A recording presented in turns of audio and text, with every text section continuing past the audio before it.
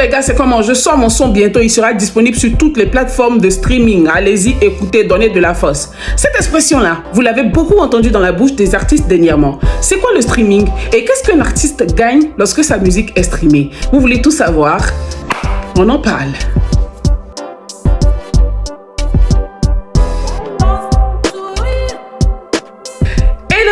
Bienvenue dans Parlons Rapivoire. Pour ce numéro, nous allons parler de streaming. Bien avant, je suis Sarah Tanguy, ta sista, ta frangine, ta MC, ta gossieux. Qu'est-ce que c'est un streaming? Le streaming, c'est le fait d'écouter une musique directement en ligne sans la télécharger sur ton téléphone. Donc, l'écouter sur des sites comme Spotify, Boomplay, Deezer, Apple Music, YouTube. En écoutant de la musique sur les sites de streaming que j'ai cités officiellement, vous permettez à l'artiste de gagner de l'argent. Donc, un clic sur une chanson est de l'argent que l'artiste gagne. Par exemple, lorsque vous écoutez une musique sur Spotify, en Europe et dans d'autres pays, c'est environ 0,003 $ que gagne l'artiste. C'est beaucoup moins ici en Afrique.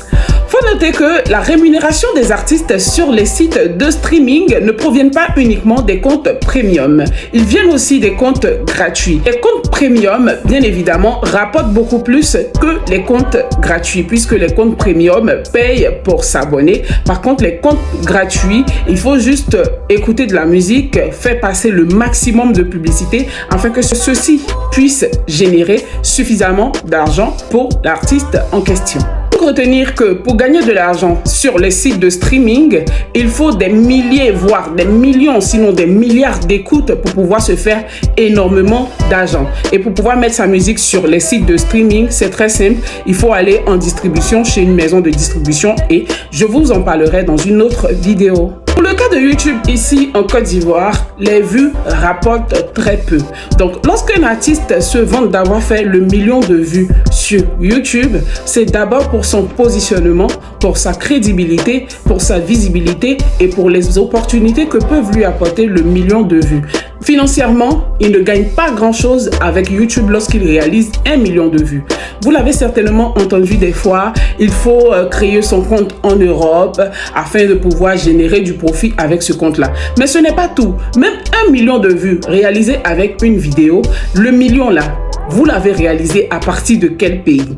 Si ce million, il y a 500 000 qui proviennent de la Côte d'Ivoire. Les 500 000 provenant de la Côte d'Ivoire ne vont pas vous générer les mêmes revenus tels que les 500 000 provenant de d'autres pays où la monétisation est effective. Vous voyez, il y a tellement de facteurs qui rentrent en ligne de compte. Donc aujourd'hui, quand un artiste se vante de faire le million de vues sur YouTube, c'est beaucoup plus pour sa crédibilité, comme je le disais, et aussi pour son positionnement. Ce n'est pas tout. En plus de gagner de l'argent via les sites de streaming, l'artiste reçoit une récompense lorsque son single ou son album dépasse un certain nombre de vues. Officiellement ici en Côte d'Ivoire, il n'y a pas d'organisme qui s'occupe de remettre des disques aux artistes.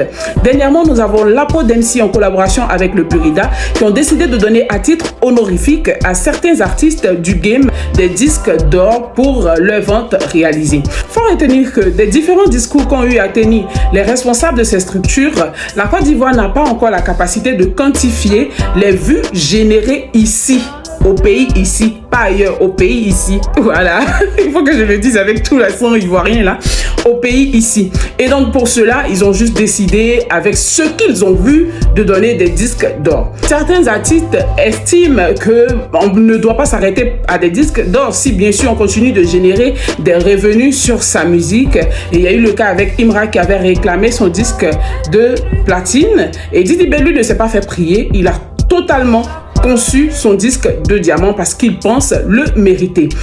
De toutes ces choses-là, on remarque que sur les réseaux sociaux de l'Apo d'MC, il n'y a aucune publication officielle qui nous dit que tel album est également certifié disque de platine, tel autre est disque de diamant. Chaque artiste fait à sa manière, il sort, il nous ramène un disque avec là-dessus certifié Apo d'MC et tout. Le plus triste, les gars ne disent rien. Au vu de cette situation entre l'Apo d'MC et nos artistes, on se fiera à cette maxime du pape Boniface VIII qui dit « Qui ne dit rien consent ». Alors les gars, que pensez-vous d'une pareille situation dans un showbiz ivoirien en plein essor? Dites-moi tout en commentaire.